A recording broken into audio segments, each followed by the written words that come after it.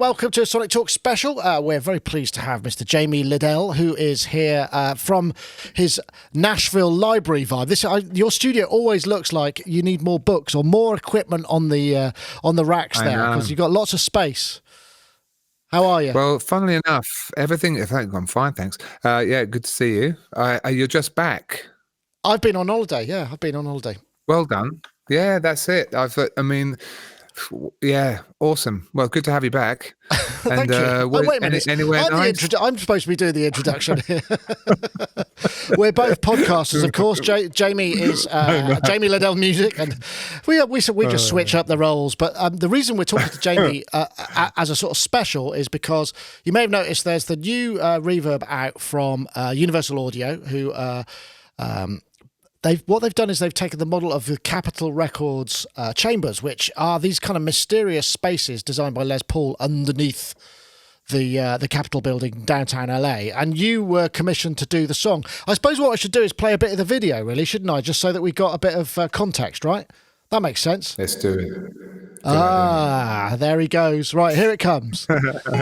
So this is not an ad. This is why. But the reason we're talking to Jamie is because people have just been going crazy for the sound of this and the vibe of it. It's a really, it's one of those situations where the music does all the talking, apart from Al Schmidt, who's going to talk now. People think it's magic, but there's something special that happens to the voice in that chamber.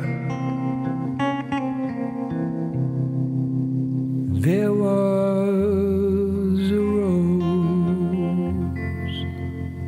at least that's how the story goes.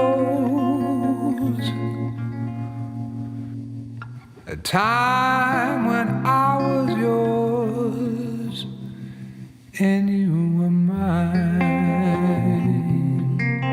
There in a dream. Really, the sound of those records. I'm going to stop it there because that's the good stuff. I mean, it's lovely to hear Al Schmidt talk, although I have to say, I heard that and I thought, wow, he really sounds like the Simpsons' grandpa.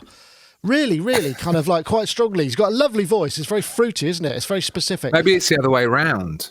Maybe they needed to base, you know what I mean? Yeah. They needed someone to base it on. They're like, what about that guy, Al? He's amazing, right. Al Schmidt. I was watching a documentary about Sam Cooke the other day, and they had Al just on there talking about what great friends they were. And I was like, what? Al just used to hang with Sam Cooke. And it was just, I don't know, just kind of, I don't know, it got me all emotional. So yeah, Al is crazy, the real deal. And yeah, this is a praise. I mean, man, they've done a good job on that plugin. The funny thing was, when I recorded the original, I didn't have, they did give me a demo of it, but I'll be honest, I didn't put it on.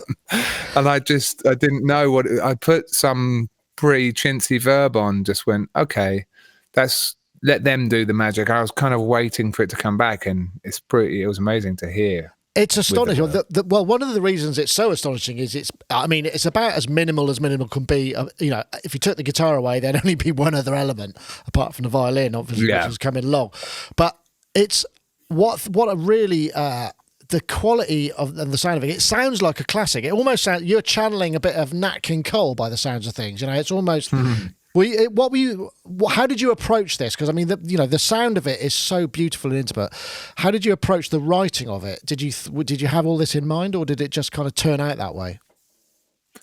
Yeah, I mean, basically what happened was I got an email from UAD saying that they were looking for some music for this, and I thought, oh man, I've got to try and do something for the Capitol Chambers. It's just, it's too, there's too much going on there. Like I said, the legacy and that, I mean, everyone loves those chambers so much. I was like, they're going to just make something so good. So I was buzzing to do something. And then I thought, and then I heard the kind of things that they were looking for, and they were minimal. And I thought, there's one song I have already kind of brewing on the hard drives that ultimately I'd left in this sort of early state and really hadn't gone back to it. And there's a lot of songs on my drive like that, I'll be honest. But this one was it was weird the way I wrote the original. It's a technique that I do from time to time. It's basically I take voice memos on the phone And I'm not a great guitarist, so I'll sit there with a guitar and I'll play, and I'll have the lyrics in front of me, and I'll just sort of play a chord, and then I'll sing a little something, and then I'll pause, and I'll pause the voice memos, and then I'll keep fudging around until I kind of think, oh, that's a nice next chord, and I'll play that next chord and find the next bit of melody, and I'll record that, and it'll just sort of sequence it in the phone. Oh, interesting. It's kind of a weird, crappy, like squint and imagine the song kind of thing. Sometimes I'll rehash bits that didn't work. But I mean, it's sort of to macro improvisation. I mean, granular improvisation. Yeah, there you go. You could use that. I quite like it. Yeah, cheers. It was just sort of, it's sort of just a way for me to deal with the way I play. And what is cool about it, you kind of forget where you've been. So you do kind of strange chord changes often because you think, oh, you don't really remember. It's like this stream of consciousness kind of thing, but also sometimes literally I'll make a breakfast, okay, or like there'll be a big pause between one part and the next. So I'll just sort of kind of surprise myself with crazy key shifts and stuff. And then I'll put the whole thing into, you know, Pro Tools or Ableton or whatever. And then I'll put a grid on and I'll time it all. And then I'll see what the song is, as it were, you know, to a meter. And so there is a version of this song, which I should really dig up. I should have done that ahead of time, really. There is that. There was a rose. At least that's how the story goes.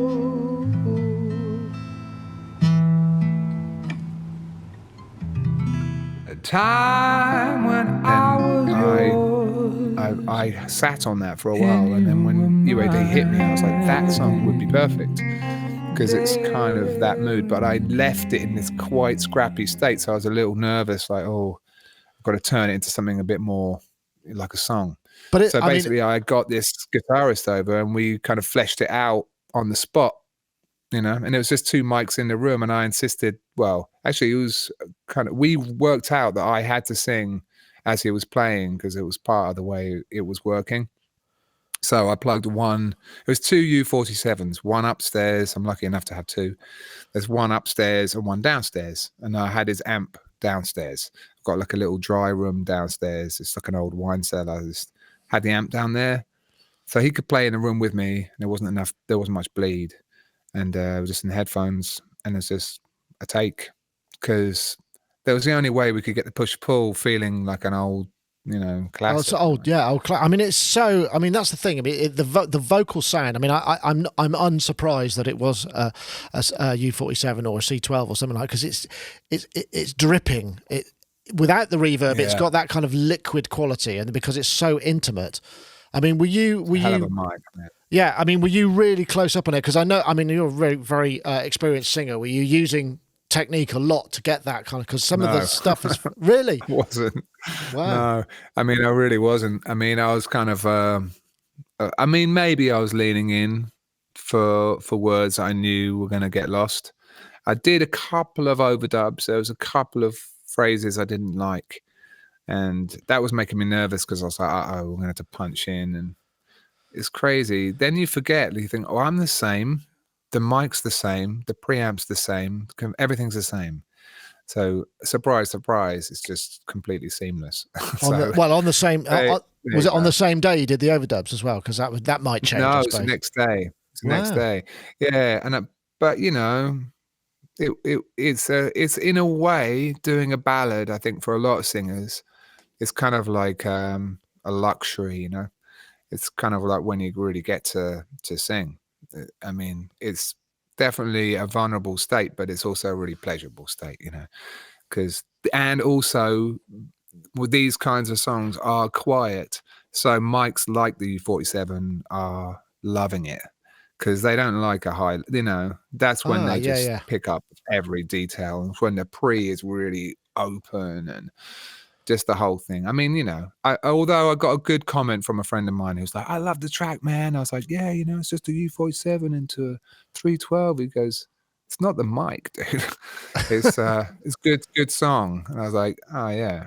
So well, anyway, I mean, because the comments all over. I mean, it's like, you know, so I mean, just to go back to the technology. I mean, this isn't supposed to be an ad for Universal Audio, but it's the idea of this is really that the concept is when you hear that sound, it's so familiar, isn't it? And those capital chambers, I think there's 8 of them underneath the building. And I've never, I was researching for this interview. I was thinking, I'm sure I'll find somebody who's done that, been down there and shot some video of it. Literally, I found one article where there were some links to, you'll see it in this tour, and they've all been deleted off YouTube. You cannot find any reference to them. Anyway, is it really that? Have you been there? The design's a secret, yeah. I have been there. I haven't been in the chambers, but yeah, there's other chambers like that, and they never let you take pictures in there. I've had the same thing. It's a secret. Well, it's bizarre, isn't it? Yeah. Well, because Les Paul. When there's a picture here on the actual UAD website. I mean, this is before they built the building on top of it. That's a massive, great hole. Crazy. With the layout for. I wonder if I can zoom that in a bit. With the layout for the. What a nutter, man! Yeah, I mean that's a lot of. You're having a lot of faith right there, aren't you? With a guy. So these 8 chambers, they're all very different. I mean, but what a genius! But and the concept of this kind of architectural uniqueness. You know, it takes the sound, you know, because that was the sound of Capitol Records. It was Sinatra, it was Nat King Cole.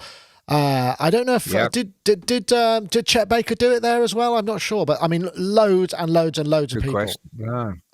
Yeah, that's it. I mean, it is bizarre.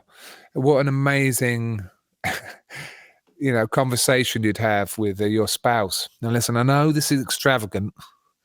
The house is 1,000 square feet, but the chambers, right? It's going to be 5,000 square feet of chambers. Yeah, but just the sound. I mean, they're just dedicated to sound. It's quite a churchy vibe in a way, isn't it? Just like they are just these empty spaces. It's just kind of spooky in a way when you're in an echo chamber. They've got some here at Sound Emporium in Nashville that are pretty good. They're very humble compared to those in the Capitol. And they have good ones at Ocean Way too. And I've jumped in, opened the door. They often have little doorways you open up and you can go, "Way!" And then it kind of goes, "Way!" Basically. Oh, I should have left that on, shouldn't I? Yeah, because you've got... Obviously, you have to say oi. So you're going through, obviously, that's not the U47 you're using there, though. So it's not quite the same. This is a Browner. No, exactly. Exactly. But no, it really crazy when I finally got the plug-in. It was what's really cool about the plug-in, to give them more props, because obviously they did a fine job. Not that I actually can really compare to Capitol, because I don't know the sound of the chambers, but these sound so cool. And the most fun thing for me is to sing through it in real time. Kind of, it's one thing putting it on as a plug-in after, and you think, oh, that does sound really good. But when you're singing in real time, it's really... You can really... And that's what's interesting. So take us through the rest of the process. So essentially, they call you up, they say, you know, do you fancy having a go at this? I mean, because you have a long relationship with Universal Audio anyway. So you sent a demo in without the reverbs on, right? Yeah, but I mean, I plonked an Altiverb on, I think, and you know, it sounded okay. It definitely did not sound anywhere like this. And to be honest, I didn't compress anything. I literally had 2 mics with just pre's, because I just thought, let's do it. Let's see if I can pull that off. Because, you know, I felt like then both of us, me and the guitarist Chancey, we've got to play with the correct dynamics as it goes down, really. But then what happened was a character at UA also mixed this, and then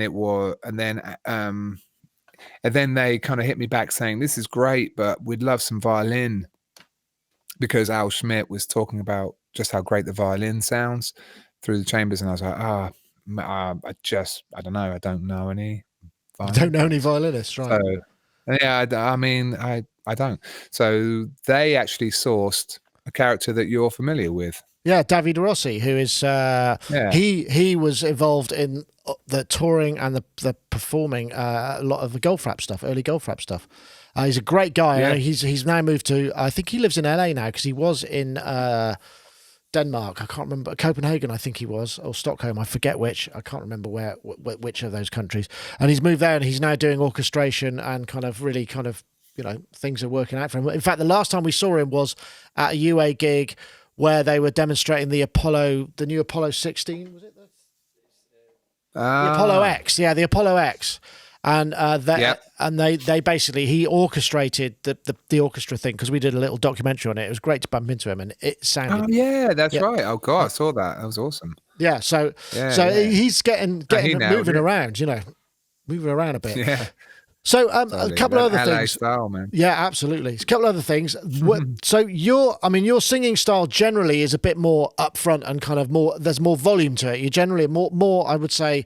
I am generalising, but you generally sing with a bit more power. So this is quite. I mean, it's quite a scary kind of concept to have to sing that quiet and that up front. I mean, were you kind of crapping it when you sent the demo off and thought, are they going to get this, or are they just going to go, are you having a laugh? I mean, there was a little bit of that. I mean, I really hoped that they would feel it, because when I put it down, I thought, I feel like that's a good bit of music, and I'm kind of hard to please these days, I guess. I do a lot of co-writes, and I guess this is kind of an antidote to a lot of the stuff that I do, to be honest. It's a bit, I've been listening to a lot of Nina Simone. I've been listening to a lot of that just in my life. You know what I mean? So, and I tend to anyway.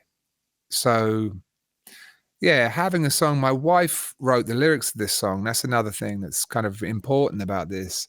So, in fact, we've worked a lot together. We did, along my last record, she did the vast majority of the lyrics, and I love that combination. So when I had those words to work with, I knew that they were weighty, and that's the thing. I just thought I can't do it any other way. So sometimes, I don't know, I just follow what feels right. And it was, though, you're right, though, going back to your point, when I sent the email, I was like, I actually really don't know how this is going to go down. And they were so into it. It was like it was really sweet. Actually, it made me think, I don't know, it gave me this kind of cosmic nod of like, I felt it was good. Yeah, well, you always say 3 out of 3. It's 3 out of 3, isn't it? It's yourself. It's you. Well, 2 out of 3 is usually good enough. So yourself, the client, the record company. Any two of those is you know, is generally adequate. But 3 out of 3 is even better.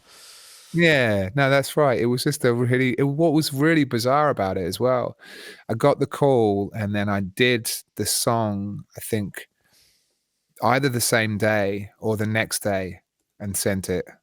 So it was a crazy quick turnaround. I was like, and that was it. We never revisited it. There was no notes. There was nothing. The first version I sent, that was it. That's what you hear.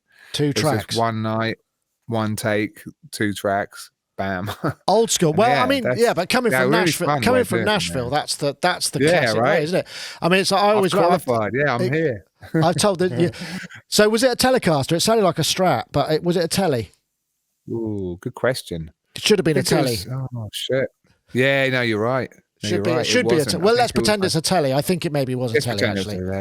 Yeah, because it's Nashville.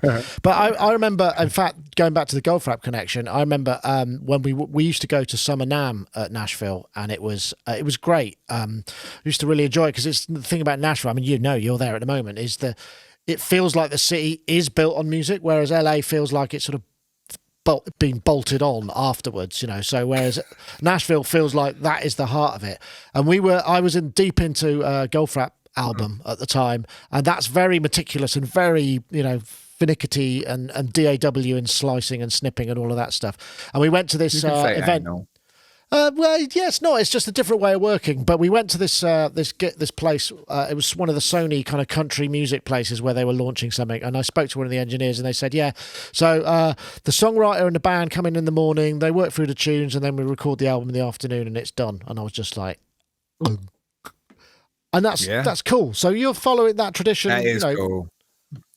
Yeah, I mean, it does feel really good. I mean, obviously, the fewer players and the fewer moving parts, you know, the easier. Not necessarily. Yeah, I mean, maybe. in a way, Yeah, there's a lot of things that can, interrupt everything. But in this case, I love working with this guy Chauncey in Nashville, Chauncey, and just working out the song with him was also part of the buzz because it was in this bare bones situation. So really, the most amount of time was just converting my crazy demo that's pretty scrappling into something that he could actually understand and play, Right. in a repeatable way. But also, I didn't want him to have nailed it too much because I think that the delicate precariousness of him sort of being in that state gave the song something. And I think the more we got it refined, the worse it would have been, Yeah. So it's that funny thing. It's that sort of jazz improvisational vibe as well. I'm going to play a little bit more. Yeah. Just because it's... cool. And you were mine there in a dream. Nothing was the way it seemed. Together in space, when I could still caress your face. I'll never smell your skin.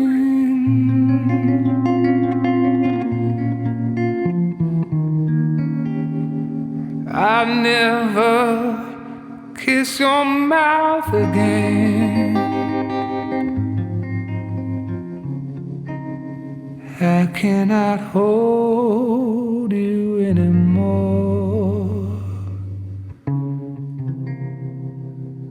I can't think of another demo. I can't think of another demo where, because the thing is this is something I always find as well. I might review a synthesizer that I think is, it's all right. It hasn't blown me away, but I might just come up with a riff at the end that's actually, quite kicking, and it's like, oh, that sounds nice. It's a nice riff. But that seems to apply itself. It applies itself to the gear. So people remember the synth as being really good because it might have had just one little musical thing that made it work. Whereas in this instance, it seems like a really beautiful kind of. It's not one over the other. You've got a great piece of music, a lovely song, and it's really spoken to people. I mean, the comments on that you must have checked them out. I mean, people are just all over it. Are you going to release it? Yeah. I mean, yes. Yesterday. So Sunday, I popped it up on TuneCore, so it should be available. And what's nice, it was mixed by a guy called Ben Lidell. So Jamie Another Lidell. dimension. Excuse me. Awesome. That's Another awesome. dimension. That was amazing. Dimension flying in was pretty sweet. Yeah. So props to Ben Lidell because I did send him a very uncompressed situation with no effects, and he did a nice job. And also, it's been mastered by a guy called Ian Shifchik, who is the guy behind Magic Death Eye, a crazy company that makes some very, very fine gear. And beautifully enough, it was mastered at Capitol. So he is the head mastering engineer at Capitol currently, and a guy who I met through Greg Wells. He makes one of the finest compressors that money can buy currently, and almost impossible to buy because he hand winds the transformers. Crikey, so I think the waiting list is about at least 6 to 8 months. But marvelous guy, and so I'm really happy with the way it came out. So good team. I mean, that's the thing. Well, when the magic happens like that, it becomes more than the sum of its parts. It takes on its own trajectory, and it's in a weird way. I'm trying to think of other instances where the music has kind of transcended. It starts off as essentially a demo for a piece of equipment, and it transcends that. Imagine if this kind of got really big and became something other than what it was designed for. I can't think of any other instance where that might have happened. A tune broke through YouTube being a demo for a plugin. That would be the first time, right? Yeah. I mean, hey, man, it's 2019. It's all possible. I mean, that's the thing. I think just getting opportunities that sometimes, it is. I knew that this would be a good platform. Hey, look, I mean, UAD, they have the attention of a lot of the kind of people that I like, music makers, some of my favorite people. My wife is always laughing at me because she's like, I say, yeah, no, I like lots of people. She goes, no, you just like musicians. And I'm like, yeah, I think you're right. I just like musicians. So it's kind of like, so basically the kind of people you're speaking to the right people. Yeah. I mean, that's the thing. So I feel like in a way, and it's a little bit of respect for the Chambers. I had a respect. I had this thing in the back of my mind, like maybe Al Schmidt will like hear this. You know what I mean? I don't want to let him down because like I don't, it's just kind of like that. I felt the legacy a little bit on my shoulders. It's more really than a company, Yeah, I know and I think it's really interesting. There are a couple of points that I wanted to pick up on there. Actually, I mean, going back to this kind of concept that the studio building itself is the essence of a whole genre and a whole sound. I mean, now you can access, this via the plugin, but previous to this, it's like the only way you can get that is by going there. And it's a really busy studio capital, isn't it? I mean, it's like totally sold out the whole time. Have you ever been in the building? Have you kind of entered the hallowed halls? Yeah, I have. Although never to record, I don't think. I might have done a little bit of weird promo or something there, but yeah, never to do anything substantial. My friend Mocky did a great album there relatively recently with a bunch of players, and I think they did it in the old way. They just had a day and just went in, spent the money, and got a great sound. It's like that's what you do. I think if you're ready with your shit, and you have enough people to kind of justify it in a way. Yeah, I don't think there's anything like it really, and I do love that about those studios. That's the thing, though, isn't it? I mean, it's for the kind of perhaps the newbie or the inexperienced. That legacy and that whole thing is all of these people here know what they're doing. Do you? I mean, that's quite a kind of terrifying scenario if you're perhaps not 100% LA confident, and you kind of maybe you're singing an introspective tune that's all about your self-doubts and whatnot, and you go into there. I mean, it must be quite difficult to do that within that environment. You see what I mean? It's almost like really. I feel that. I do feel that. And hey, I mean, I've done that. I mean, that exact thing has happened to me before. I did an album with Beck in 2010. And, we spent a lot of money, and I was feeling the pressure of how much it was costing to be in Ocean Way, similar, studio in LA, like crazy, beautiful place. And I'm not sure. I mean, I tried my best, to deliver takes, and some of them ended up on the album, but I know that's the thing. I had it recently with working with Alan Stone.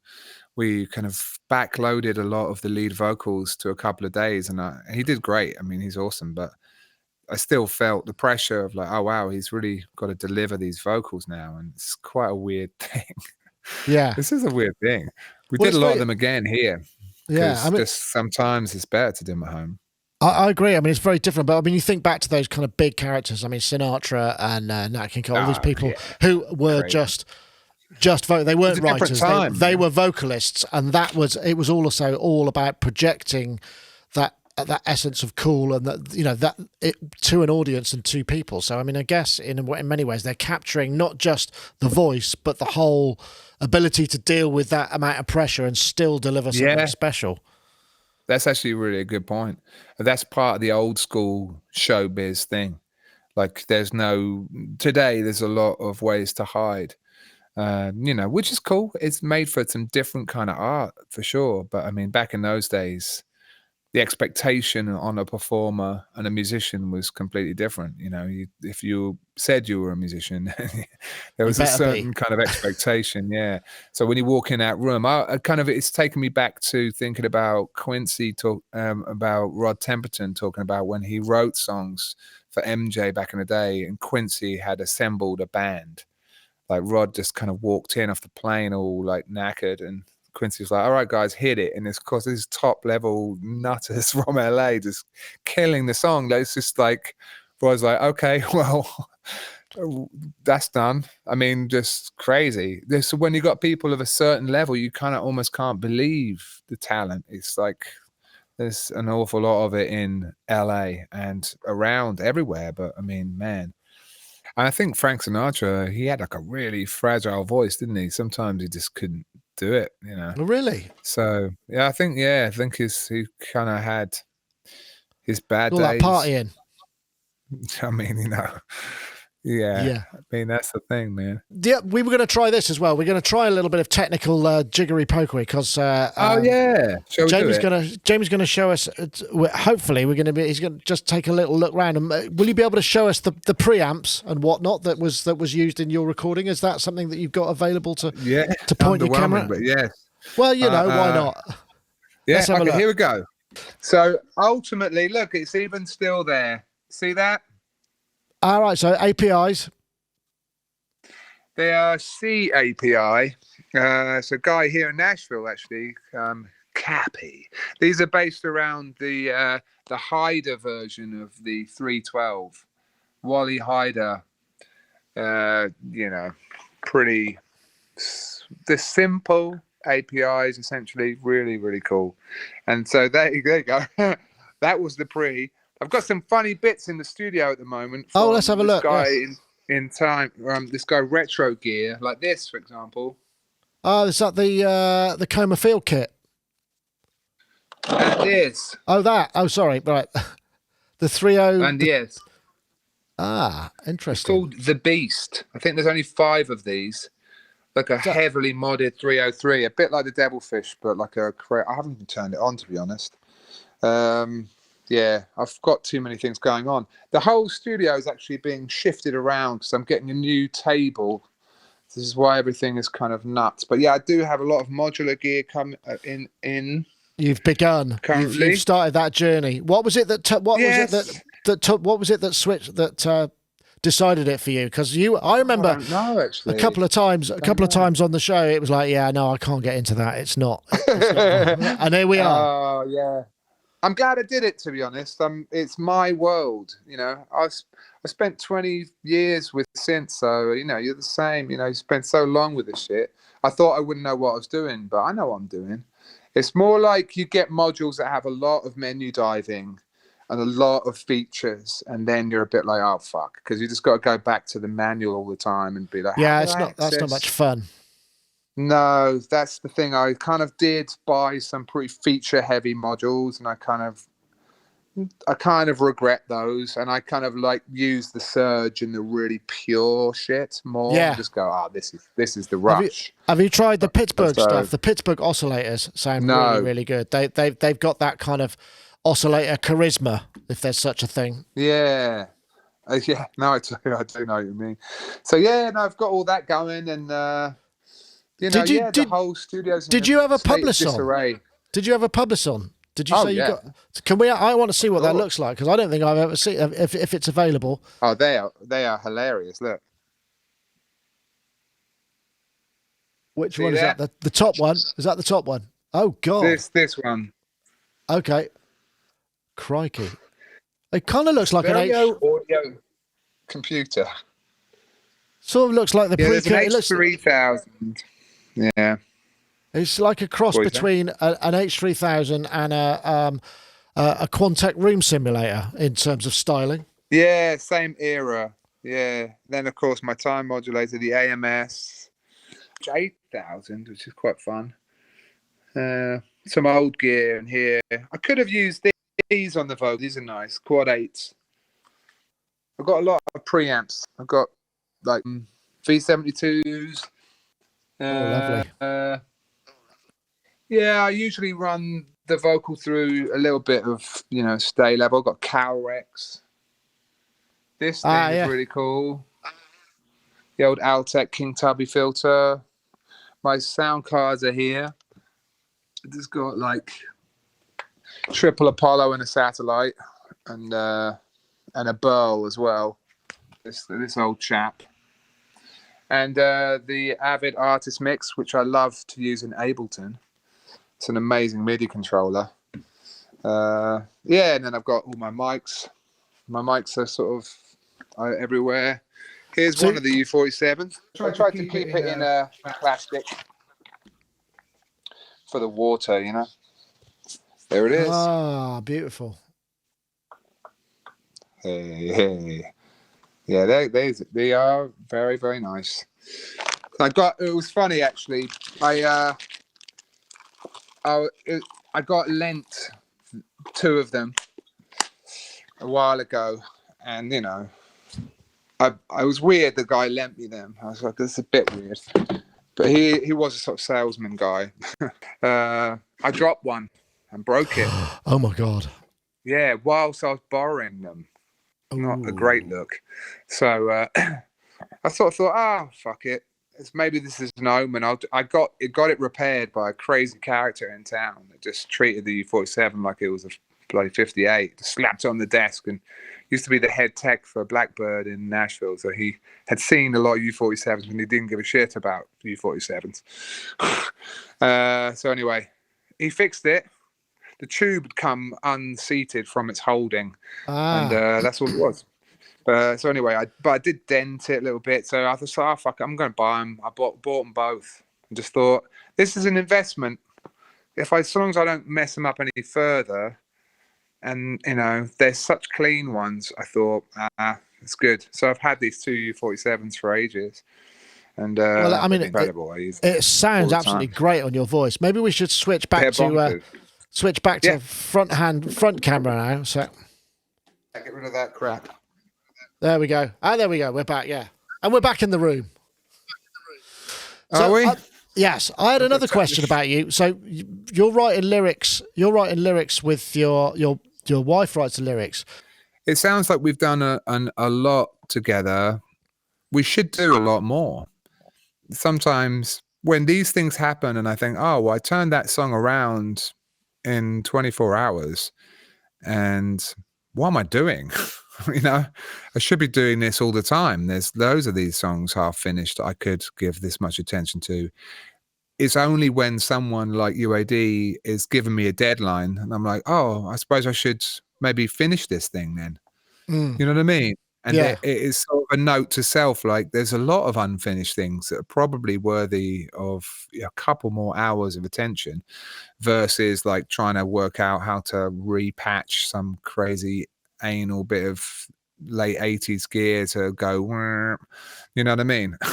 There's a lot of time in this studio with a lot of toys just trying to work out what was wrong with this, and I do a lot of maintenance and troubleshooting. I'm like, Jesus, what am I doing? First and foremost, I was singing. But that's that. I mean, there is a certain aspect. I mean, I think there's an element of man and shed about any studio. Yeah. Because you know, it's like the wall with all the tools and the kind of the pegboards where you put your pliers and you draw a line around it so they always go back in the same place. You get the same sort of thing with workflow and with kind of systems. So I mean, it's, you know, that's part of the appeal. I think to a degree. I know, but it can become the only thing that you end up doing, as we know. Oh man, it really can. I remember having a studio in Berlin in the Funk House. You know, I had a studio there in the early 2000s, 2002. I had a room there, which was great, but I'd come in, I'd do nothing. I mean, I was smoking a lot more weed in those days, and it definitely didn't help. You know, I just come in though, I just dust the gear, and I'd like plug it all in and kind of go, oh, why is that channel crackly? I'm just literally just doing stupid maintenance. It was like a museum of gear, most of it just in semi-functional states, and I was just like, this is lame. This is really pathetic, you know. In a way, that's a great argument for having an extremely minimal setup that is, you know, there's no gear to worry about at all. I mean, there is a part of me that is just like, what would happen if I just got rid of it all and, you know, had to live in the laptop and just make it work? I'd be fine. Do you think that process of doing the song arose and the way that it's been received has changed your opinion of that a little bit?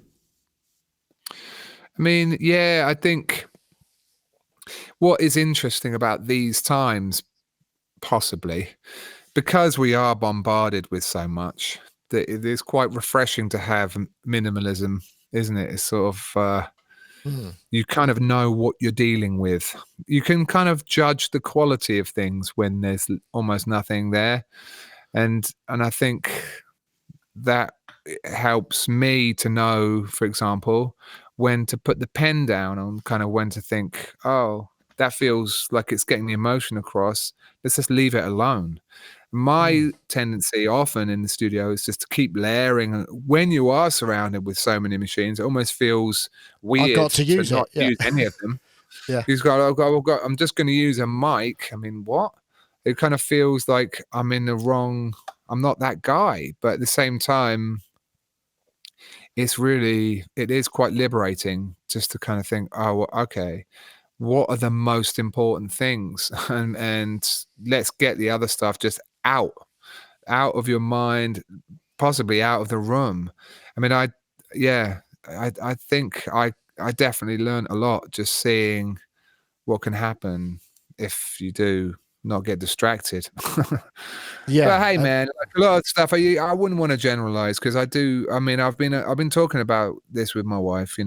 Obviously getting the modular stuff is a bit like, I didn't want to be, talk about lost in the shed. I could easily just turn into, I'm already a hermit, because this could hermitize me permanently. But I am of the mindset. I love Raymond Scott, for example. Right. Love Raymond Scott, and I would truly love to sort of capitalize on. Because she was being encouraging, my wife's been encouraging me recently to think about how about I do shows where I just really keep it really stripped back and do a bunch of really kind of vulnerable material in a really simple way and just kind of be in that mode. And I'm like, yeah, that actually would be great. And I'm sure it'd be super fun and powerful and everything. But I was like, it just wouldn't be me to do a whole show like that. It's quite emotionally challenging, I would think, as well, wouldn't it? It's like you're bearing yourself. It's like, why would you want to do that if you can have some machines helping out? Yeah. No, that's not really the part of it that I'm worried about. Right. I actually would be more about how do you extend the mood and how do you recontextualize it and how can you add to the emotion, or over time? Because having one song like this is great, but I wouldn't want to sit through myself a concert of an hour of that. I'd want textures and tonal changes, different effects or whatever, but not. And sometimes, they could really be part of the arrangement. I remember recently listening to that Johnny Greenwood kind of score for, what was it, Phantom? Oh, fuck. His last score was really magic. And I thought, when I was listening to it, I was like, oh, it sounds like what he's done on this one is kind of literally written in the score, the sound of Phantom Thread, is it? I'm just trying to. I'm on Wikipedia right now. Yeah, and I think it's like he took the sound of a synth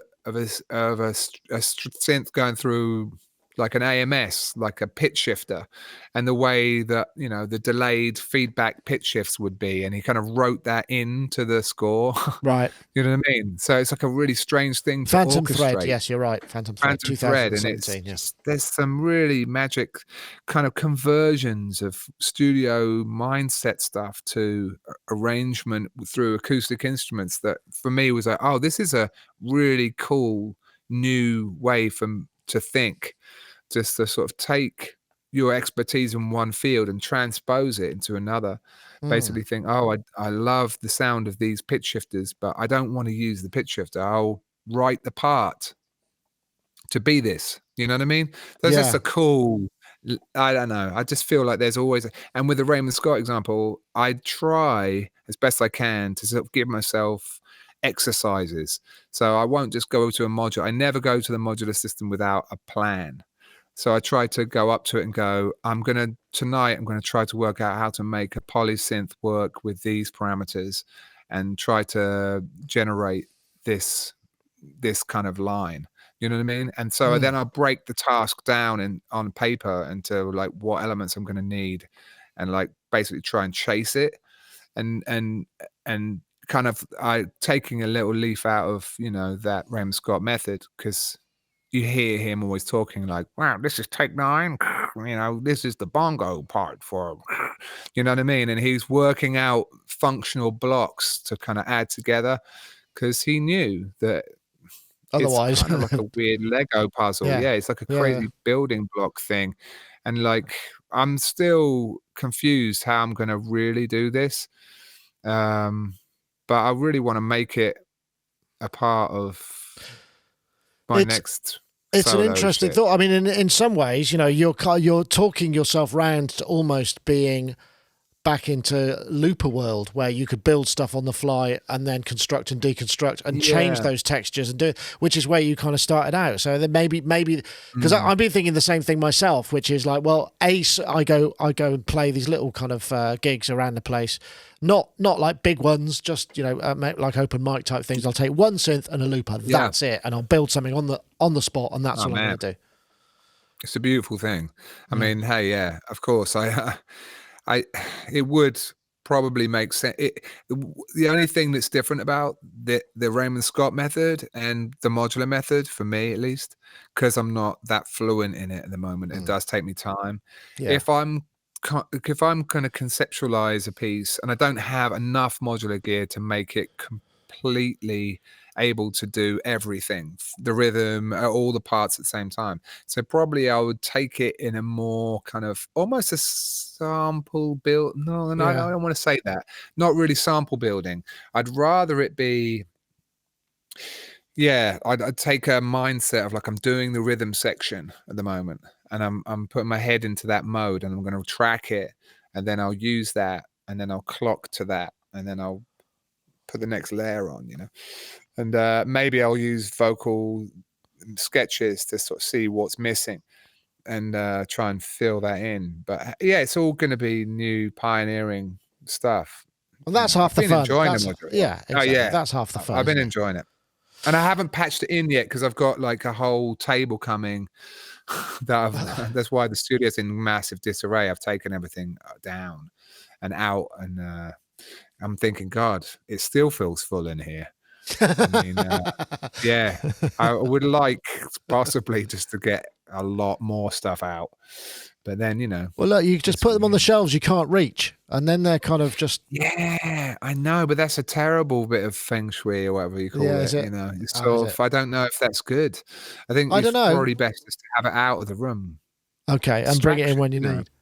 Do you do that kind of stuff? You must have loads of bits hanging around. Yeah, we do have lots of stuff hanging around, and I've got a table here where the synth that I'm currently looking at is what I'll be, you know, it'll be the focus. And then it gets moved over there when it's time to, you know, shoot the thing. But I try to get to know it. This is the get to know area, and then that's the kind of the main area. So that's the way that works. But But what about your own personal stuff?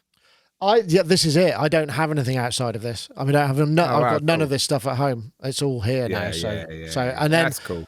But then what I try and do is I will try and you know, if there's any music coming out of anything, I'll try and develop it very, very quickly, track it, and then, you know, put it away and think about it. Isn't that funny though? Yeah, that's it. And I think doing the podcast and having made these connections with people and the modular thing, I knew it would be a bit like this. Some of the companies are very forthcoming in giving you modules for, you know, a shout, and it's really amazing just to sort of, you know, to see a cottage industry makes me so happy.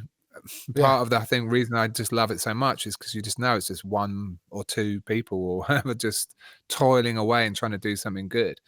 And so literally you feel like you're directly interacting with them and their ideas. I just like that. And absolutely. So you build up this kind of thing, but quickly then you just get kind of, maybe there's this mindset of like, okay, well, great. Well, if they're up for it, maybe these guys will be up for it, you know, and then you end up with more and more and more and more stuff. And this mindset of like, that's going to help me achieve my end result. And I think it is a really tricky thing, just kind of knowing how much you can really handle and how much is useful. Well, you could go on. Exactly. You could go on forever just just getting stuff, and that's the way, you know, some people will operate, and some people get a lot of pleasure out of that, and there's nothing wrong with it. It's just not necessarily the most productive way to get creative output, as we've said in the past. Brilliant. Well, Jamie, thank you so much for sharing your thoughts about this, and also for that great work on A Rose. I mean, it really is one of those magical moments where it all comes together and you get people just sort of really responding, like I say, emotionally to something that was essentially very simple but very powerful, and that's kind of the essence of music, right? Yeah, well, thank you. Yeah, it was an intense and really kind of joyful thing. Just like you said, getting all of the boxes ticked and doing something that I really believed in, and then having other people believe in it. It's just a kind of, I don't know, it's a nice nod, and I appreciate it, you know, the kind words, because it's you can be quite lonely out there sometimes making stuff, and just feedback can be a beautiful thing. I don't think you should live for it, but it's definitely. How can you deny that it's a welcome thing? It's absolutely. Well, Jamie, thank you very much for talking to us. That was our Sonic Talk special featuring the excellent Jamie Lidell. Want to say, well, we could do a twos up because there's only two of us. We could say, wave off. Thank you very much for watching. We'll see you next time. Take care. Cheerio. So am I next to close the door?